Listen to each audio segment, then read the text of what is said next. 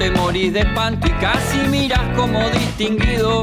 Si cada tanto acunas en tu encanto y era tu mundo el ideal. Y su ideal, mi ideal, el de aquel se puede... Buenas noches, bienvenidas y bienvenidos a Último Bondi. Último Bondi es un programa producido por el colectivo Más Igualdad que promueve la reflexión, el intercambio informado y el debate político. Como siempre, buscamos temas de interés, de actualidad, a veces con raíces en el pasado, a veces con proyección al futuro, y en el día de hoy elegimos hablar en este ciclo de programas que hemos hecho sobre la historia reciente, sobre el proceso autoritario y el negocio económico.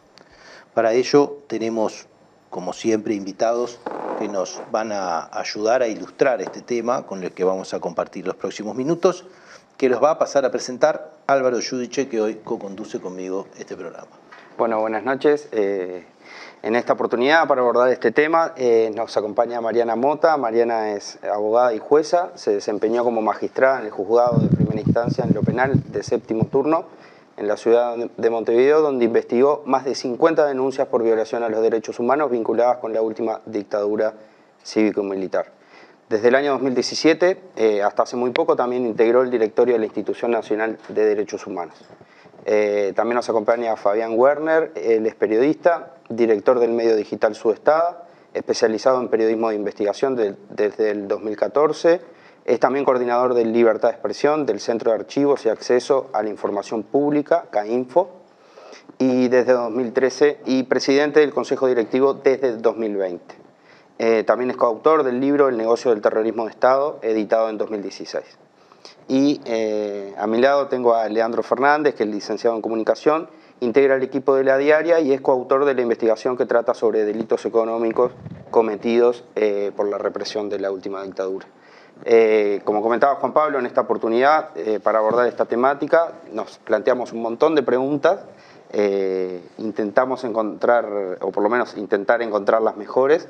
Y bueno, como primera pregunta, estaría bueno poder reflexionar en base a, siempre cuando pensamos en el terrorismo de Estado y la dictadura, pensamos en aquellos delitos relacionados con la tortura, el asesinato, desaparición, abusos, violación, pero bueno, también entendemos que más allá del periodo dictatorial y más allá de estas dimensiones, existen otras dimensiones que no se han abordado mucho, no se ha investigado mucho y tampoco se han juzgado. Entonces, en esta oportunidad, como primera pregunta, estaría bueno poder plantearnos esto.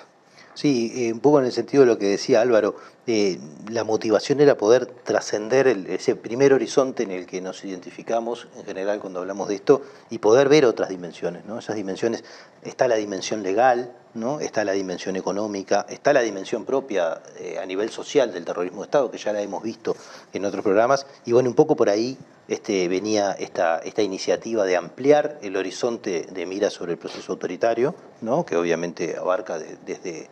Bueno, la periodización es muy relativa, pero desde obviamente antes del golpe de Estado y bueno, por lo menos hasta la salida hacia la dictadura. Bueno, en ese sentido los invitamos a hacer uso de la palabra, no sé por quién quiere arrancar. Bueno. Mariana. Nada, en esto de mirar mayores dimensiones de los más graves crímenes cometidos en la dictadura, también poder mirar junto con esos crímenes otras cosas que ocurrieron y que también afectaron, y que bueno, que puede ir también por este lado, como era la apropiación de bienes de las personas cuando eran detenidas. Era común y era algo relatado por todas las personas que fueron detenidas y por sus familiares, que a la par que se llevaban a quien estaban buscando, se llevaban lo que había dentro de esa casa. Y bueno, y eso que también ocurrió en Argentina, esa situación, que luego las vendían bienes, y acá también. Y para poder legalizar eso, como también se intentó establecer como un marco legal para todas esas atrocidades, desde transferir el enjuiciamiento de los presos políticos a la jurisdicción militar, me resisto a decir justicia militar porque me parece una barbaridad, también se legisló para que se pudiera incautar los bienes de una forma muy amplia, una normativa absolutamente amplia, que me la traje porque así la podía leer porque es muy interesante. la ley 14.373, que es del 75, creo que decía, dispone la incautación provisoria de bienes, muebles, inmuebles, semovientes, cuando los mismos puedan ser o hayan sido utilizados como medio propio o impropio, directo o indirecto, para preparar, concertar, proponer o ejecutar delitos previstos en la Ley de Seguridad del Estado, que era la que, como decíamos antes, era la que preveía que estos delitos se podían enjuiciar por la justicia militar. Entonces, ¿qué pasa? Es tan amplio la forma de decir que podía llevarse absolutamente todo, desde la licuadora hasta tu casa, todo. Y de hecho fue lo que se hizo. Y además, no solamente eso regía a partir de esa ley, sino también habilitaba y justificaba y amparaba las apropiaciones anteriores, de manera que los robos anteriores dejaron de ser robos por una ley que fue retroactiva, esa cosa muy loca que tuvo la dictadura y que lo fue en muchos aspectos, ¿no? En esto de que las organizaciones ilegales eran ilegales a partir de que se decretaron, pero también hacia atrás. Entonces eso, bueno, justificó la apropiación de bienes, tanto los que estaban dentro de una casa, sino también de inmuebles, que luego los vendían, e incluso y también esto de marcar que la persona era detenida y se le incautaban los bienes, o sea, la confiscación de bienes solamente puede venir a partir de una sentencia de condena y en determinados casos muy específicos que están establecidos en algunos delitos. Esto, por supuesto, era inconstitucional, pero bueno, fue algo que me parece que estaba bueno traerlo porque le ocurrió a toda la gente. Incluso, Mariana, con un marco legal que lo podría avalar, digamos, se incumplía también la ley en cuanto a plazos y demás. Era totalmente arbitraria la práctica. Totalmente, por eso leía la normativa, porque era absolutamente amplia y abarcaba todo lo previsible, ¿no? Tanto de si podía haber sido parte para servir al supuesto delito o no, o sea, era tan amplio el aspecto que habilitaba cualquier forma de incautación y con eso quedaba absolutamente amparada la apropiación. También ellos toman como modelo ahí lo que venía antes de 1975, ¿no? Como decía Mariana, ya había empezado la dictadura antes, cuando se aprueba ese decreto ley. Y ahí lo que ven los organismos represivos es que pueden sacar un montón de rédito económico a partir de las incautaciones que hacen en los operativos represivos. Entonces ahí tenemos un caso en que la represión se financia a partir de la propia represión. Incluso el OCOA, en un documento en lo que nosotros accedimos en la investigación, dice claramente que no tiene financiamiento. No tiene financiamiento. Entonces ahí es una cuestión de supervivencia, no solo de beneficio de la propia represión de esos organismos en específico, este decreto ley. Eso también es importante señalar. Sí, hay otra dimensión que me parece que es interesante, que es el asalto al Estado. Es decir, la generación de normativa, pero también de prácticas, de nuevas prácticas que lo que buscaban era un desmantelamiento del Estado, inspirado en una ideología ultraliberal que demonizaba al Estado y que en muchos casos le echaba la culpa de los males que habían dado origen o argumento a los militares para dar el golpe. Recordemos que la corrupción era uno de los elementos... Una de las críticas. Claro, que los militares habían planteado y que Bordaberry siguió repitiendo durante muchísimo tiempo para justificar esa disolución de las cámaras y después la inhabilitación de los partidos políticos. Pero lo que hubo acá también fue una estrategia obviamente deliberada y planificada para desmantelar al Estado y ponerlo al servicio de intereses particulares, y ahí podemos empezar a hablar de una innumerable cantidad de negocios que fueron todos ruinosos para el Estado y que fueron todos beneficiosos para la cúpula militar o para los civiles que fueron cómplices. Esa me parece que es una dimensión interesante de recordar, porque muchas de esas cosas que se originaron por aquellos años persistieron en el tiempo y pueden incluso hasta encontrarse alguna cosa en el presente. Yo los escuchaba ahora y pensaba en todas esas cosas que persisten en el tiempo, ¿no? Porque de una manera o de otra hay continuidades en estrategias de captura del Estado, ¿no? Que son previas y que son posteriores a la dictadura y que de una manera u otra tiene que ver con las élites de poder y su capacidad de captura, ¿no? Pero también a nivel legal, ¿no? Porque también esto que vos decías, que es una ley que fundamenta o que pretende fundamentar, ¿verdad? La acción relacionada a la economía en una visión ultraliberal también, ¿no? De que vayan a hacer su propio recurso los represores, tiene otros antecedentes de intentos de legalización en otras dimensiones y otros posteriores, ¿no? Porque también hay legislación previa a la dictadura para justificar el autoritarismo, como legislación posterior para justificar la impunidad, ¿no? Exacto, sí, bueno, la Ley de Seguridad del Estado es la que habilita, y además eso se dictó con un parlamento todavía, ¿no? O sea, el parlamento habilitó que se avanzara en el autoritarismo sustancialmente, porque eso fue una herramienta muy importante para la dictadura, para empezar a instalar ya la represión generalizada, la detención y la decisión de los militares respecto de a quienes detenía, qué hacía con ellos y todo lo demás. Pero eso en un primer momento, que fue lo que permitió avanzar por la dictadura, y bueno, y después de la dictadura, como bien decís, la ley de caducidad, que es la que impide la investigación de los delitos, pero deja salvo justamente aquellos casos que hubiera habido procesamiento, sabiendo de que no había habido ningún procesamiento, pero lo quedaba como formalmente interesante, y los delitos económicos, los ilícitos económicos. Los ilícitos económicos no entran. Estaban excluidos de la ley de caducidad. Pero lo insólito es que nunca se investigó ninguno. O sea, nunca se investigó judicialmente, eso es lo que estoy hablando. Sí, claro. Sí hubo investigaciones periodísticas, pero no se iniciaron juicios respecto de eso. Y en el Parlamento, cuando estaban ¿no? expresamente... En el Parlamento también se hizo alguna denuncia. Hubo intentos de investigaciones, comisiones investigadoras a nivel parlamentario. Alberto Sumarán llegó a plantear alguna, Carlos Julio Pereira y algunos otros nombres que se me escapan ahora, pero hubo planteos muy concretos con denuncias. El operativo Conserva fue uno de los más emblemáticos, ¿no? Que involucraban a Gregorio Álvarez, a su familia y algunos otros socios, pero ese tema concretamente se planteó en el Parlamento. Con una carga probatoria importante y tampoco se logró una investigación judicial. Claro, eso además es paradigmático, porque generalmente hay comisiones de investigación parlamentaria que luego remiten esos antecedentes a la justicia, y en ese caso no pasó nada. Y nadie reclamó una investigación desde la Fiscalía o de algún ¿Y la justicia juzgado. podía intervenir de oficio en esos casos? Podría haberlo hecho.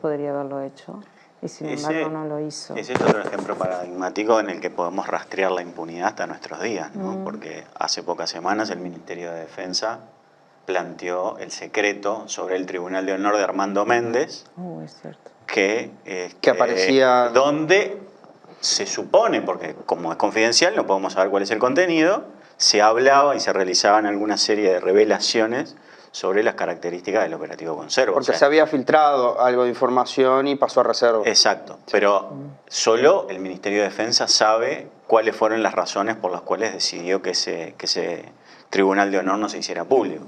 Eso es un ejemplo claro de las consecuencias y de la cultura de impunidad que se generó en ese momento y que a lo largo de los años se ha ido manteniendo sin que los gobiernos democráticos hayan podido cambiar. Esto sería relevante en este camino, digamos, de búsqueda de la verdad en varios sentidos, porque yo le consultaba a Mariana que estos delitos hoy día no se podrían juzgar, digamos.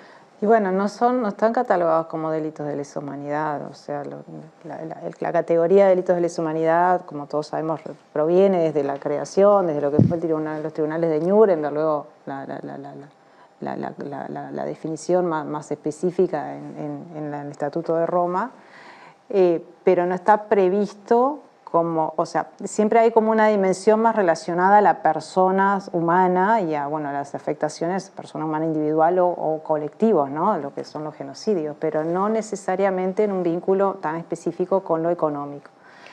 tal vez se pueda investigar en el sentido en el marco de un delito de lesa humanidad, qué incidencia tenía la motivación económica o cómo a partir de beneficios económicos o provechos económicos que se buscaban se avanzó hacia determinado delito de la comisión de crímenes, ¿no? Que bueno, que podría ser una forma de investigarlo, pero está como atado a esa otra característica. Si bien vamos a volver sobre esto que yo voy a plantear ahora en el tercer bloque, me parece interesante también dejar ya planteado el tema de qué pasó en los países vecinos, porque esta mecánica que describías vos, ¿no? de cómo financiar la lucha contra el terrorismo desde los bienes del terrorismo, ¿no? Planteado desde lo Cuba, ¿no? Es decir, es parte de una visión regional, ¿no? O sea, en esta discusión de corte cóndor, por decirlo de alguna manera, ¿no? de prácticas parecidas y coordinadas. ¿Qué pasó en esos otros países y si se investigó o no algo en relación a esto? Bueno, en Chile y Argentina son dos casos que nosotros abordamos en nuestra investigación. En Chile directamente se llegaron a generar empresas para blanquear ese dinero y con el que se invertía y se hacían negocios con ese dinero. En Argentina se utilizó ese dinero también, eso está investigado, para crear centros clandestinos de detención. Eso, en Chile y en Argentina particularmente, que son los casos que nosotros vimos, está mucho más investigado que acá, y nosotros en nuestra investigación retomamos un poco, por ejemplo, la investigación de Roger Rodríguez, que tiene que ver con la base Valparaíso y la propia inmobiliaria fachada que funcionaba arriba de la base.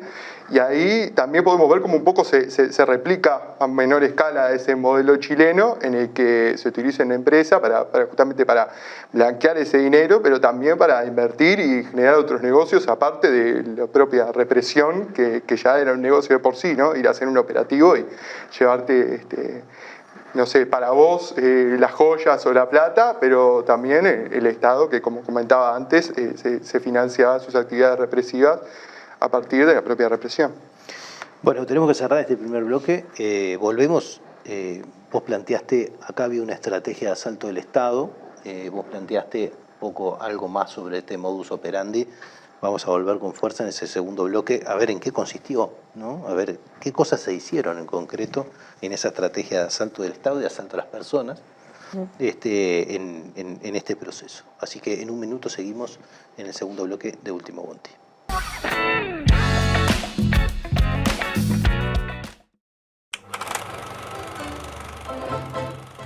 Soy suscriptor de Caras y Caretas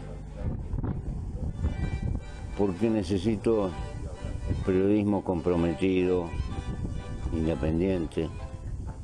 Te pido que en lo posible te hagas suscriptor, porque hay que luchar contra el blindaje periodístico que existe en nuestro país y que termina pulverizando la libertad de prensa. Gracias y hasta siempre.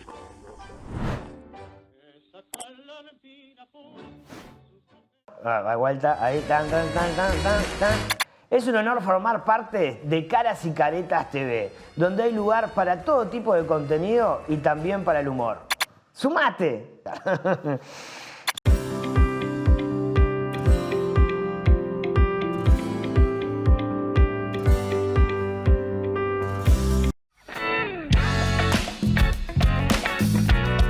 Seguimos en este segundo bloque de Último Bondi. El tema de hoy es proceso autoritario y negocio económico. Y veníamos viendo hasta ahora cuestiones más o menos generales de las dimensiones intervinientes en el proceso autoritario, tratando de trascender lo más conocido y característico del proceso, que tiene que ver directamente con la represión dura y sus distintos actos. Estábamos hablando del asalto del Estado, del asalto a las personas, por decirlo de alguna manera, de esta dimensión económica, y bueno, sobre eso queremos profundizar. Bueno, asalto al Estado, ¿qué cosas en concreto pasaron en nuestro país? Bueno, algunas de las medidas que se tomaron fue eliminar y llevar casi a la extinción los controles estatales sobre algunas de las actividades económicas que eran consideradas esenciales y lucrativas para los militares y para sus cómplices civiles. hablábamos recién del operativo Conserva en el bloque anterior. Una de las cosas que se hizo fue eliminar el ente testigo, el frigorífico nacional, que tenía una política de fijación de precios, que obviamente tenía mucho que ver con el tema del consumo de carne, pero también tenía mucho que ver con ponerle límite a las pretensiones de la industria frigorífica privada. Bueno, acá lo que se hizo fue eliminar ese control y a partir de allí dejar librada a la voracidad de los intereses privados y también a la corrupción de los intereses privados y de las autoridades militares la industria frigorífica nacional. Después está todo el tema de la vivienda, ¿no? Acá el banco hipotecario también fue uno de los lugares donde los militares y los cómplices civiles se instalaron y comenzaron a desarrollar negocios que en muchos casos terminaron con esqueletos que pudimos ver durante decenios en distintos departamentos del país, porque era gente que presentaba un proyecto ante el banco hipotecario, se le daba la totalidad del fondo, de los fondos que eran necesarios para llevar adelante esa construcción y la gente se iba con la plata y nunca más se los perseguía. Y muchas veces, muchos de esos constructores o de esas empresas constructoras tenían vínculo directo con las propias autoridades que daban las autorizaciones para la entrega de fondos. Y ejemplos de este tipo tenemos el de la pesca también, ¿no? Los ilícitos con la industria pesquera, con los permisos de pesca, que incluso también se pueden rastrear en aquellas prácticas de mediados de los 90 con los permisos de pesca para el cangrejo rojo, la corvina negra, o sea, todas esas prácticas se generaron en la dictadura. Y después me parece que hay otro gran área de corrupción que se originó en la dictadura, que es el del paraíso fiscal. O sea, lo que a mediados de los 70 fue una creación de las autoridades económicas para tratar de atraer capitales extranjeros porque no había inversión privada en el Uruguay, porque ya se sabía que era una dictadura feroz, crearon esa figura para tratar de atraer a aquellos capitales que no tenían escrúpulos y que no les importaba que esto fuera una dictadura, dándole facilidades para ocultar el origen del dinero, para utilizar la plaza financiera uruguaya como una intermediaria entre el origen ilícito y posteriores destinos, sí.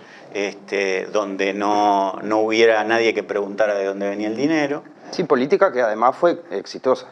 Fue exitosa parcialmente en aquel momento. Después hay un refresh de esa política económica a principios de los 90, cuando se crean las Sociedades Anónimas Financieras de Inversión, las SAFI, y ahí ya se potencia mucho más Uruguay como una plaza financiera para los capitales ilícitos a nivel regional y a nivel mundial. Y esto lo seguimos viendo hoy. Sí, y Jaffe sostiene que el origen de la política de los 90, de apertura, liberalización, se encuentra en el 74 con la política de la dictadura. Bueno, si uno rastrea quiénes eran los integrantes del equipo económico de la dictadura en los años 70 y ve quiénes integraban el equipo económico de los años 90, va a haber unos cuantos nombres que coincidan, ¿no? No solo inspiración, también hay gente que escribió la política económica de uno y otro periodo. Y bueno, y eso tiene un relato que se ve a lo largo del tiempo, se ven los mismos estudios jurídicos, los mismos abogados, los mismos contadores, los mismos escribanos, y bueno, y eso se sigue viendo hoy también. Y después el desmantelamiento de determinados lugares, como fue el Banco República, la Caja Notarial, o sea, el robo de esos... La venta de carteras pesadas, ¿no? La refinanciación de deudas. Bueno, eso que yo estaba escuchándolo a Fabián seguía existiendo a la fecha, no hace tanto, en la época de la crisis del 2003. Me pasó porque yo era juez en Dolores y viví muchas crisis de gente que era ejecutada por deudas, por la crisis, y pasó una situación muy particular que era una persona de ahí, de Dolores, que lo supe que estaba vinculada a la época de la dictadura, eran familia militar, y bueno, y en esa investigación de la ley de prenda, violación de la ley de prenda, porque había vendido bienes prendados. Primero el Banco República, luego que hizo la denuncia, quiso retirarla, y la verdad que se habían ejecutado a muchas personas, no tenía por qué retirarla de esa justamente, y luego esa persona mostró que había tenido un acuerdo con el banco en una situación absolutamente beneficiosa para él y perjudicial para el banco, y estamos hablando del 2003. y yo dije, no puedo creer, y le pregunté al banco, o sea, justo había venido una auditoría que verificara si efectivamente en esos términos habían sido así, fueron así, quedaron ellos asombrados también, pero eran términos totalmente beneficiosos para el deudor, además de que el banco quería retirar la denuncia, no quería continuar ese juicio. Nosotros dijimos, no, ahora que presentaste la denuncia, acá sigue, y de hecho seguimos, pero un poco en esta continuidad, ¿no?, de gente beneficiada en la dictadura, luego cuando muchos años después sigue teniendo ese tipo de beneficios con diferentes administraciones, pero hay una continuidad. Sí, lo que tiene que ver más con lo que es los delitos económicos en torno a la represión, que es lo que investigamos en nuestro trabajo de grado, junto, ya a paso los menciono, Carla Olivera y Javier Revetria, fueron mis compañeros. Nosotros encontramos, por tener una clasificación así de las apuradas, delitos tal vez más pequeños, por decirlo de cierta forma, que no tienen que ver también con la cantidad de plata que se manejaba, pero sí tienen que ver con, por ejemplo, en un operativo, un soldado, un oficial que acudía, bueno, se quedaba con algún objeto, alguna joya, dinero, para su beneficio personal. Eso no pasaba al inventariado que estaba reglamentado a partir de lo que mencionaba Mariana en el decreto ley, y que tal, por regla propio de cada dependencia militar. Eso por un lado, y ya después los delitos más grandes, que eso sí se pone todos los recursos del Estado en pos incautar vehículos, inmuebles, otros objetos, y eso está estipulado, seguir pasos, dejar esos objetos en depósitos. Depósitos, exactamente. Sí, sí. Que no se sabía tampoco dónde estaban. Exactamente. En primer lugar está la ex del Partido Comunista, que eso es un lugar que pasó a ser depósito. Exactamente, que pasó a ser depósito. Ahí se llevaban de todo lo que son las cosas más pequeñas, por decirlo de cierta forma, o de menor valor, mejor dicho. Y después otros depósitos que, si bien nosotros no pudimos ver bien dónde estaban, no pudimos encontrarlo eso en la investigación, sí lo que pudimos ver es que dependían, por ejemplo, de la división número 1 del Ejército, específicamente de Locoa, y ahí van las cosas más grandes, más valiosas, y de las que, como incluso en ese decreto, que no lo mencionó Mariana, está la posibilidad de rematar esos bienes. Y nosotros lo que sospechamos es que esos bienes que pasaban a estos depósitos, que desconocemos dónde están, es que se remataban en caso de que las dependencias de militares no lo consideraban útiles, porque también estaba la posibilidad de que utilizaran tu vehículo para un operativo, sí, en caso de que ellos quisieran. Todas esas cosas están dentro del decreto ley y están contempladas para que en caso de necesidad se rematara o se utilizara. Eso era todo. Y todos esos recursos se supone por ley que iban vinculados a la lucha contra el terrorismo. Supuestamente, por lo menos ese era el título. Luego que pasaba, no había rendición de cuenta ninguna para saber no se sabía, en realidad no se sabe. Pensemos que muchos de los operativos eran ilegales, incluso para la dictadura. O sea, estamos hablando de gente que se especializaba en realizar detenciones, en torturar, asesinar, pero que muchas veces lo hacían pura y exclusivamente para beneficio propio. Y hay tribunales de honor en la jurisdicción militar que tienen como origen la realización de operaciones represivas por fuera de las órdenes de los superiores. Es decir, incluso entre ellos mismos había traiciones, había robos, había mentiras. Bueno, era gente profesional de la mentira, el engaño y el delito, ¿no? O sea que acá tenemos que pensar que no solo había un decreto ley que les da una cobertura, llamémosle legal en ese momento, sino que ellos también cometían ilícitos, aun cuando estaban dedicados supuestamente a combatir la corrupción y la subversión, como se llamaba en aquel momento. Y en cuanto al tipo de negocios porque acá como que hay dos cosas distintas, ¿no? Uno es el funcionamiento y el financiamiento de la represión, y otro es quienes de una manera u otra se beneficiaban del Estado autoritario, ¿no? Un poco lo que vos mencionabas al principio. Dentro de eso se inscribe toda esta movida bancaria, por decirlo de alguna manera, y otras de corte empresarial, ¿no? Ha habido, por decirlo de alguna manera, una reacción también del mundo empresarial en relación a este tipo de cosas, porque esto no eran beneficios transversales, ¿no? O sea, uno podría decir, la dictadura en su proceso económico benefició a cierto sector de la población porque el salario real cayó a la mitad y por lo tanto hubo una confiscación económica, ¿no?, de la capacidad de los trabajadores, pero después estas otras cosas eran negocios discrecionales, ¿no? Todos ellos. Sí, sí. ¿No? Sí, acá hay que tener en cuenta que uno de los principales motivos que suelen tener los regímenes autoritarios es el desarrollo de políticas económicas de asalto al Estado, pero también de asalto a la población, al poder adquisitivo de los trabajadores, a la actividad sindical, a los recursos del Estado en general. Y eso tiene un beneficio directo en las grandes empresas, en algunos sectores que le dieron un apoyo importante y explícito al gobierno militar, como por ejemplo la Asociación Rural, que hizo declaraciones, que aportó material humano, por decirlo de alguna manera, formó parte de los gabinetes ministeriales. Lo mismo pasó con los bancos, que tuvieron un beneficio extraordinario, entre otras cosas, porque tenían esto que vos decías, que mencionabas antes, de la compra de carteras y las operaciones ruinosas para el Banco Central y para el Banco República. Es decir, hubo un elenco de civiles que participaban de la política, digamos, pero también hubo un elenco de civiles que se beneficiaron de las políticas que se llevaban adelante, porque había un aparato represivo atrás que tenía la posibilidad, y lo hacía con mucha vocación, de reprimir cualquier tipo de disidencia o de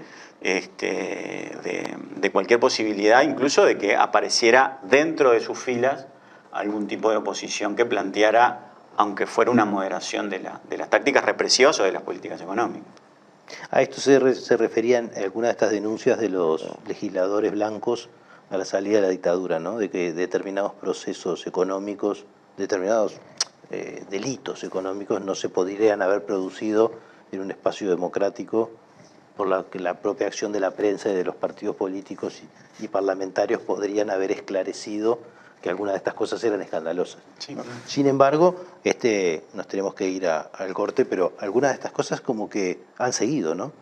Porque mucho hemos hablado de la continuidad de la dictadura para atrás, pero poco para adelante, ¿verdad? Y creo que también ese es un enfoque interesante, ¿no? De ver quiénes fueron. Hay ganadores, ¿no?, de todos estos procesos, vos decías recién, y no solamente ganadores, sino modalidades, ¿no? Modalidades de negocio que después configuraron, ¿no?, escenarios, y hay muchas otras dimensiones, ¿no? De la vivienda que vos traías también, ¿no? Quienes han discutido un poco las problemáticas de la vivienda apelan a las leyes dictatoriales y demás cuestiones. Pero bueno, volvemos en un minuto en el tercer bloque de Último Bondi.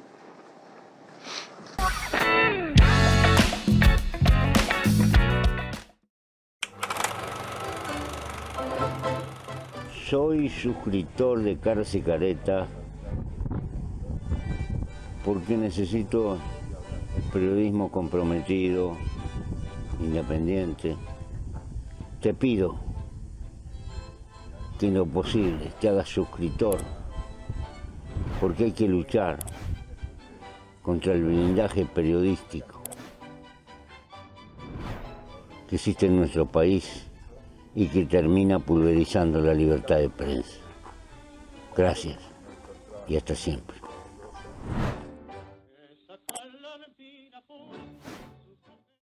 Vuelta, ahí, tan. Es un honor formar parte de Caras y Caretas TV, donde hay lugar para todo tipo de contenido y también para el humor. ¡Sumate!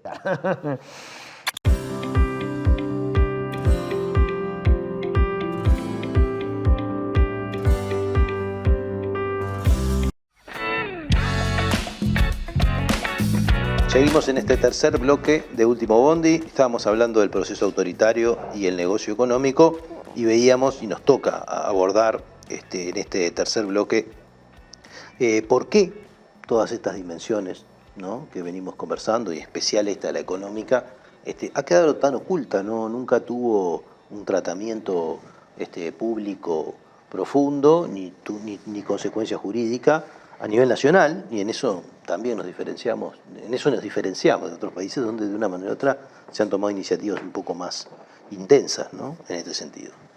¿Cómo notamos?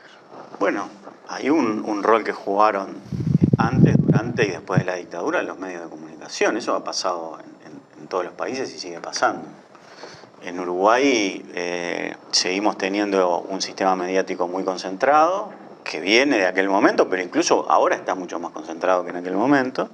Pero si hay algo que se mantiene es el casi monopolio de los 3 canales privados y un diario que sigue siendo el de mayor circulación, que eran los sostenes de la propaganda y de la justificación teórica del régimen. Recordemos que estos medios eran los que anunciaban quiénes estaban requeridos, qué pasaba cuando se los detenían, formaban parte de los operativos de inteligencia, de contrainteligencia. Me estoy acordando del operativo del Chalet Susi, cuando sale, se publica en todos los periódicos y se dice en la televisión que se había atrapado un grupo terrorista que había venido a Uruguay a retomar la revolución, cuando ya está más que probado que era toda una farsa enorme. Pero digo, creo que ahí el rol de los medios de comunicación es importante y siguen siendo las mismas familias de aquel momento, nuevas generaciones, pero siguen siendo las mismas, con alguna variación quizás en el paquete accionario de algunos de los canales. Pero sí, mismos intereses, porque hay, por lo general, uno se olvida que no dejan de ser empresas, no dejan de tener intereses económicos, además de la línea ideológica que podrían tener. También es cierto que no había mucho margen para la disidencia, ¿no? Si alguno de estos medios hubiera sido, era clausurado, había censura previa, o sea que no había ni siquiera posibilidad de plantearse una publicación que fuera a denunciar alguna de estas cosas. También es cierto que no había prensa independiente, no había nadie que tuviera las posibilidades reales de publicarlo. Pero bueno, en algunos casos, además había una justificación y se compartían cuáles eran los objetivos de la dictadura y también un beneficio económico de los resultados de esa política. Después, perdón. Dale. Yo creo que el desconocimiento también es algo a tener muy en cuenta, como decíamos en los bloques pasados, hay lugares que capaz que se ha investigado mucho más estos temas, y el desconocimiento mismo lo que impide es tener una reflexión mucho más profunda sobre el tema. Por ejemplo, lo que tiene que ver con, capaz que los delitos económicos se dejan de lado, al lado de otros, hasta al lado de los delitos de lesa humanidad, que es lógico, son mucho más importantes, mucho más horrorosos, pero al no saber tanto sobre los delitos económicos, específicamente sobre la represión, y que perpetuó la represión, uno deja de ver que esos delitos económicos, los delitos de lesa humanidad, muchas veces el móvil era económico, como el caso de la plata del PVP, como el caso de la operación Morgan, que tenía su espacio específico para atacar las finanzas del Partido Comunista. Yo creo que esos son ejemplos muy claros de cómo ahí está la línea entre, bueno, son delitos de lesa humanidad, pero también tenés por este lado los delitos económicos que fueron un móvil, ¿no? Entonces el desconocimiento impide capaz hacer esa asociación y bueno, ahí está la gravedad del tema. Y ahí, un poco enganchando lo que dice Leandro, hay un tema también de una carencia muy grande de prueba, porque si ya de por sí investigar estos delitos, los crímenes de lesa humanidad cometidos por el Estado, que a partir de su comisión también se preocupa en ocultar todo tipo de pruebas y es muy difícil llegar a conocer la verdad, un poco por una de las circunstancias es esa, ¿no? No solamente de que no hablan los responsables, sino también de que ocultan las pruebas. Por ahí tenés información o podés llegar a investigar por la información que dan las propias víctimas y de los testigos, pero en la situación de la cuestión económica es mucho más oculto, mucho más difícil. Por ejemplo, el robo, o sea, sacar dinero del Banco República sin firmar un solo papel, que eso también ocurrió, ¿De qué manera podés tú decir, bueno, el que robó o que se llevó el dinero fue tal o cual? Cuando no hay registro, no hay nada. Entonces es mucho más difícil.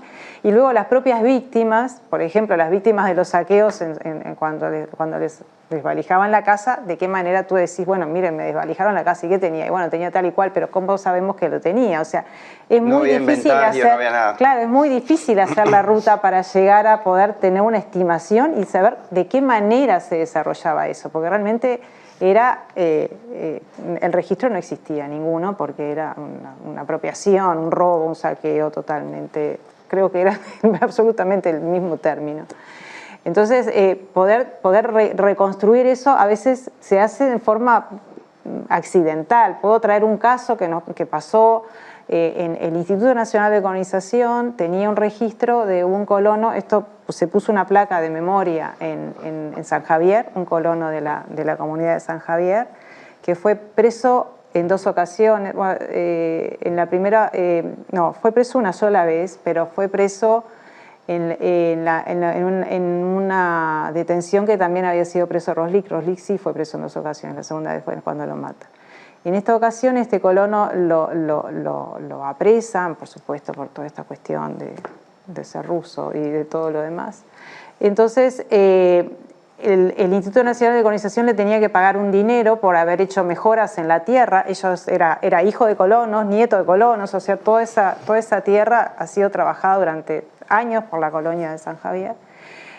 Y cuando el Instituto Nacional de Colonización le comunica, digamos, formalmente, ¿no?, por sus papeles, no sé qué, que tiene determinado dinero para cobrar, la dictadura se la apropia, se la queda, y además ahí está todo el proceso. Lo muy interesante es que está todo el proceso de cómo se apropian de ese dinero en los papeles del instituto, porque en realidad el instituto estaba dialogando con el colono, pero en realidad interviene la represión y, bueno, y toma su lugar. Y bueno, y dicen, no, es un cheque al portador, y se llevan ese dinero. Y además lo sacan de la tierra, o sea, y le adjudican esa colonia a otras personas que eran leales al régimen. O sea, ahí se pudo reconstruir y saber que a ese dinero se lo habían apropiado porque hay un registro, donde además se registra de qué manera se lo apropiaron, pero en general no hay huella. Sí, un ejemplo justamente de esto, ¿no? Que es muy difícil investigar, pero la investigación que ustedes hicieron creo que es un ejemplo de que, a pesar de ser difícil, se puede llegar a algunas conclusiones o por lo menos a algunas reflexiones parciales, digamos. Sí, nosotros accedimos a expedientes de Asperjumi y la justicia militar.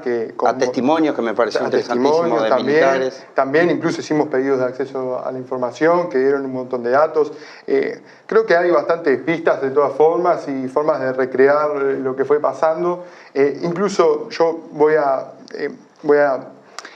hay sí algún inventariado, y había, como por lo menos nosotros encontramos un documento con un modelo de inventariado que tenía el OCOA, que da a entender que está un poco más armado eso de lo que uno podría sospechar a simple vista. Se puede avanzar por ahí, obvio. Creo que como todos los documentos de esa época es muy difícil acceder, pero creo que sí, que hay algunas líneas que se pueden seguir. Acá me parece interesante trabajar un poco el tema del concepto de terrorismo de Estado, ¿no? En momentos como el actual, donde se pone en un nivel, o se pretende poner en un nivel de igualdad lo que pasó con los detenidos desaparecidos, por ejemplo, con lo que pasó con otras personas que también fueron víctimas, pero fueron víctimas de organizaciones revolucionarias, por ejemplo. Hay que dejar bien claro cuál es el rol que cumple un Estado en una sociedad, en un país, mucho más cuando es democrático. Pero en este caso estamos hablando de un Estado que se puso al servicio de una represión ilegal, cuando es el Estado el que está obligado a dar las garantías de cumplimiento de los derechos. Acá no había ninguna persona que pudiera recurrir al Estado para reclamar por el incumplimiento de sus derechos, por la comisión de un delito, por un asesinato, por una violación, por una confiscación irregular, porque era el Estado el que cometía esos crímenes. Muchas veces se trata de embarrar un poco la cancha y la discusión diciendo que si se persiguen unos crímenes, ¿por qué no se persiguen otros? Y en realidad estamos hablando de dos dimensiones prácticamente incomparables. Estamos hablando de un Estado que estaba al servicio de la corrupción, de los delitos, de la violación de los derechos humanos. Y esa dimensión me parece que es interesante traerla a la mesa porque creo que forma parte...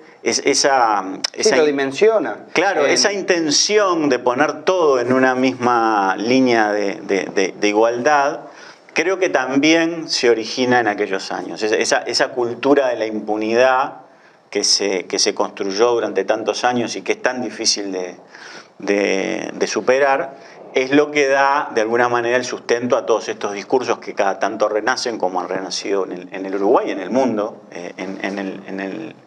en el pasado reciente, para tratar de decir, bueno, son tan malos estos como estos. Y en realidad eso es una gran mentira. Yo creo que hay un enfoque... es reflotarlo de la teoría de los dos demonios, ¿no? Exacto. Sí, O sea, ya le hemos que se dedicado un programa a eso, que se lo recomendamos para mirarlo. Pero además me parece que hay una dimensión, y que la parte económica lo trae, es que cuando se empieza a plantear esta idea de la teoría de los dos demonios, pareciera que fueron todos perdedores. Y acá hubo ganadores, hubo claros ganadores, y además hay un enorme manto de silencio sobre esos ganadores. Muchos de ellos civiles que integraron las nomenclaturas previas, durante y posteriores a la dictadura, que estructuraron estos procesos, que los diseñaron y que los ejecutaron, ¿no? Entonces me parece que ahí hay una línea que, si bien no va a traer justicia, precisa por lo menos traer alguna verdad, en el sentido de conocer de que todos estos procesos no fueron una casualidad, ¿no? Y si bien hay muchas explicaciones históricas que las hemos venido abordando en los programas, ¿no?, sobre este devenir autoritario y su proceso, tratando de desentrañar estos relatos oficiales convenientes, también hay y hubo grandes ganadores, ¿no?, a nivel de sectores de la sociedad, pero también a nivel de actores particulares, ¿no? Porque eso es lo que más desentraña y da vuelta a este discurso de esa dictadura que vino a pelear contra la corrupción del sistema político. Esa dictadura propuso eso, pero en realidad en plena connivencia con esa corrupción terminó incluso conservando a un aparato político corrupto al que se supone que había venido a combatir, o exacerbando, incluso generando modelos, ¿no?, de acción económica que siguieron a posteriori de dictadura, configurando el país con grandes beneficiarios. Sí, esos son procesos que se han visto en todos los países latinoamericanos que han tenido gobiernos autoritarios, ¿no? Yo hace poco leía algunas reflexiones de algunos académicos brasileños vinculados a la esclavitud en Brasil, país donde todavía existe esclavitud. Y ellos decían que la aristocracia, la oligarquía, las élites brasileñas nunca estuvieron en contra de la esclavitud, porque se beneficiaron de ella y se siguen beneficiando hasta hoy. Y en estos procesos autoritarios que lo que buscan en buena medida es acallar la disidencia, reprimir todo tipo de intentos de redistribuir la riqueza, cuestionar a las élites dominantes, lo que pasa es eso: las élites dominantes respaldan a aquellos sectores que le garantizan que su dominio va a permanecer. Y acá no vamos a encontrar otra cosa en esos sectores empresariales, del agronegocio, como se le llama ahora, o sectores políticos que han vivido de la política permanentemente y que en algún momento ven cuestionada esa permanencia en el aparato del Estado, o en el caso de que lleguen incluso en el gobierno. Entonces, también hay que tener claro que hay sectores que nunca van a estar del lado de una democratización de los medios de comunicación, de una redistribución de la riqueza, de un sistema tributario que sea igualitario y que grave más a los que tienen más y menos a los que tienen menos. Eso va a permanecer, eso ha pasado siempre, va a seguir pasando, y en la medida que tengan la posibilidad también van a justificar esos procesos que en su momento, como en la dictadura militar, les permitieron conservar un poder aún a costa de las violaciones de los derechos humanos. Sí, y sigue pasando en tanto siga sucediendo, como el hecho que contaba Mariana, de que no fueron juzgados ninguno de esos delitos. delitos. Claro, ¿no? Ni siquiera visibilizados. Eso es más, claro, eso era lo que me faltaba. Claro, es más allá de la responsabilidad, porque, bueno, desde hace un tiempo, digo, que estamos hablando de la impunidad biológica. La gente que va muriendo, los responsables de los crímenes que van muriendo, terminan, bueno, nos quedamos sin que sean sancionados.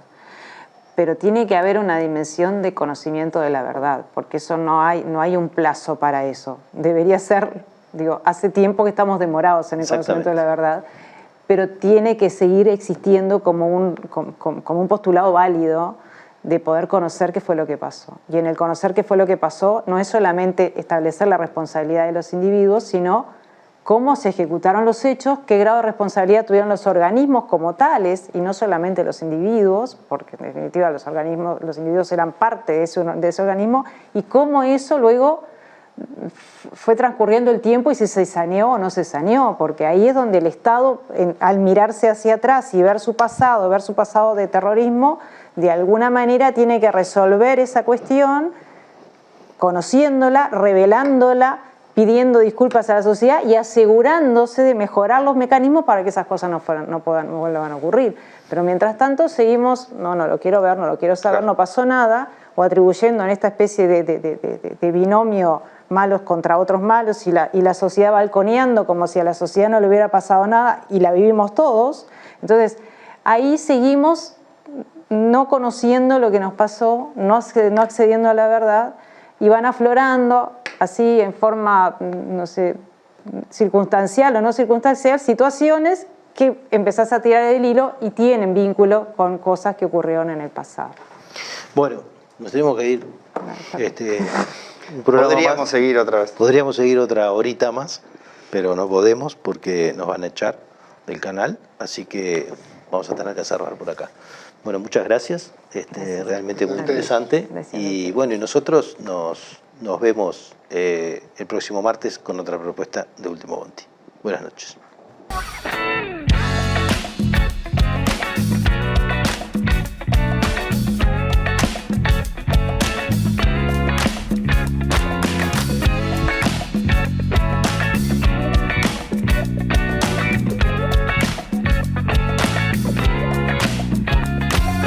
Tanto te morís de espanto y casi miras como distinguido. Si cada tanto acunas en tu encanto y era tu mundo el ideal. Y su ideal, mi ideal, el de aquel se puede mirar desde lo distinto. Si por las noches compartís el tinto con ese que piensas.